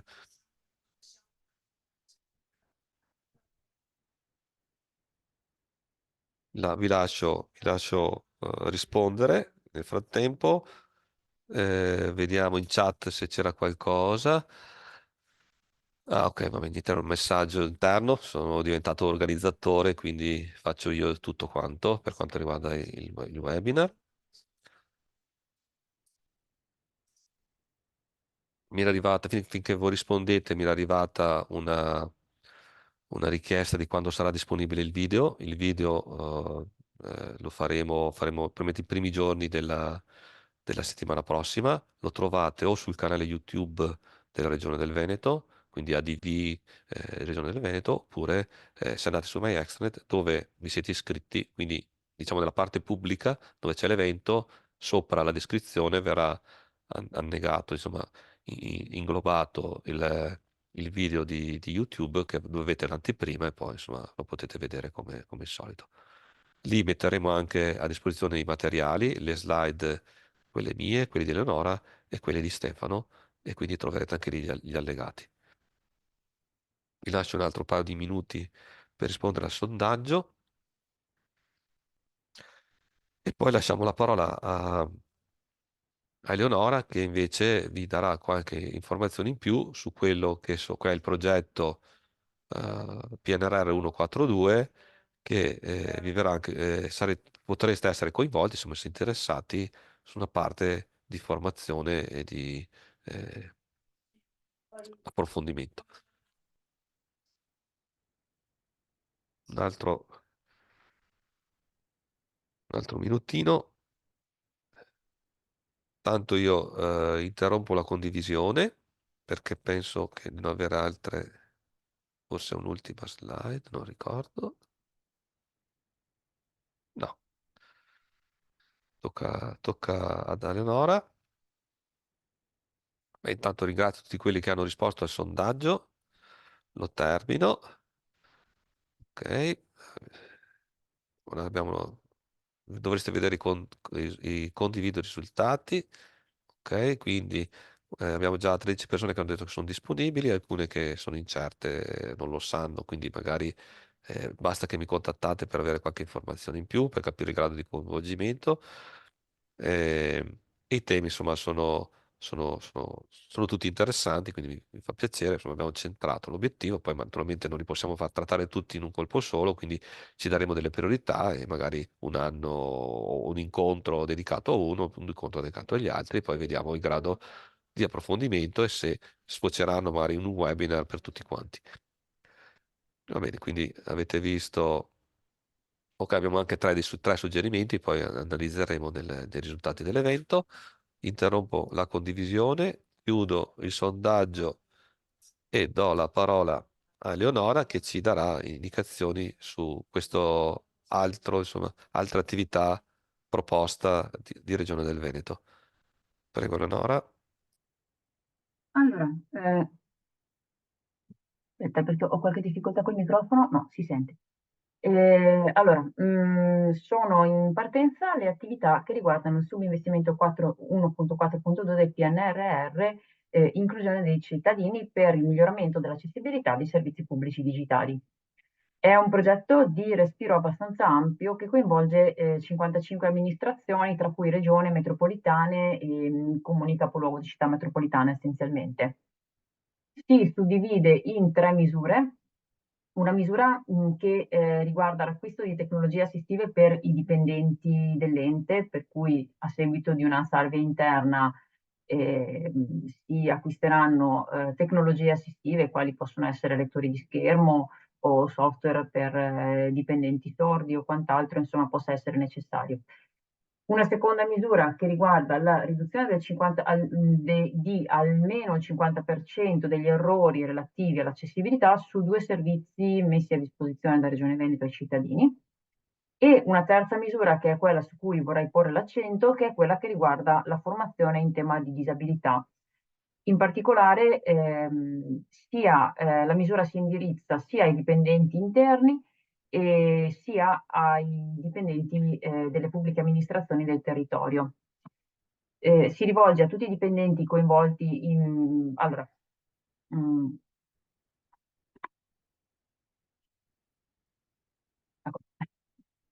Allora, per quel che riguarda la formazione interna, il corso è un corso abbastanza importante in termini di ore perché prevede almeno 12 ore di formazione teorica più tutta una serie di ore laboratoriali dal taglio estremamente pratico e si suddivide in un corso base che è indirizzato essenzialmente a tutti i dipendenti che hanno mansioni amministrative e che quindi hanno necessità di avere anche una visione un pochino globale del tema accessibilità degli strumenti informatici. Un corso specialistico per il personale dirigenziale che è focalizzato sulla normativa e un corso specialistico per dipendenti di profilo tecnico, quindi magari più direttamente coinvolti nella creazione o nella pubblicazione dei contenuti web. corsi che si svolgeranno essenzialmente online e con alcuni eventi sincroni o in presenza, mentre per quel che riguarda l'attività laboratoriale cercheremo di prediligere la modalità in presenza quando possibile.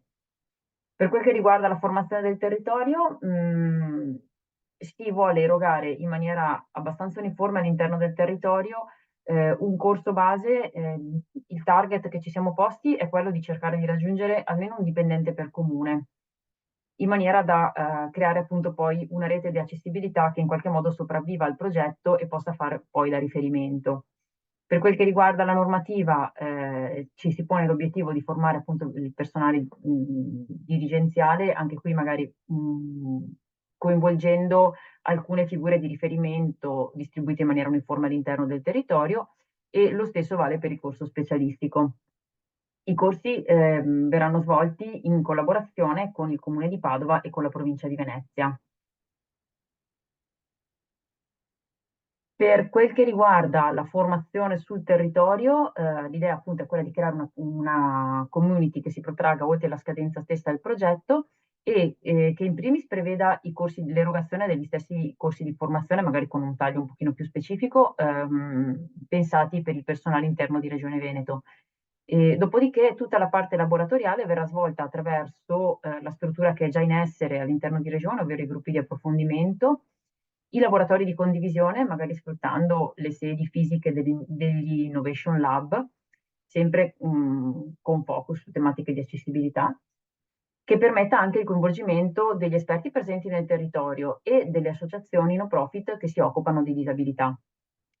Le attività poi verranno diffuse e andranno a popolare le pagine della My Extranet, sia per quel che riguarda la diffusione degli eventi che possono essere fruiti online, e sia per quel che riguarda la pubblicazione delle pagine della Wiki Veneto PA, in quanto noi vorremmo che le attività laboratoriali poi ci portassero un output che può essere utile anche in un momento successivo a quello del progetto, qualora ci sia necessità di affrontare una tematica anche in un secondo momento. Questo in linea di massima, ho cercato di essere il più sintetica possibile, il progetto Citizen Inclusion. Non so se Nicola volevi aggiungere altro, intanto interrompo la condivisione. No, grazie Eleonora. Naturalmente questo è un progetto in divenire.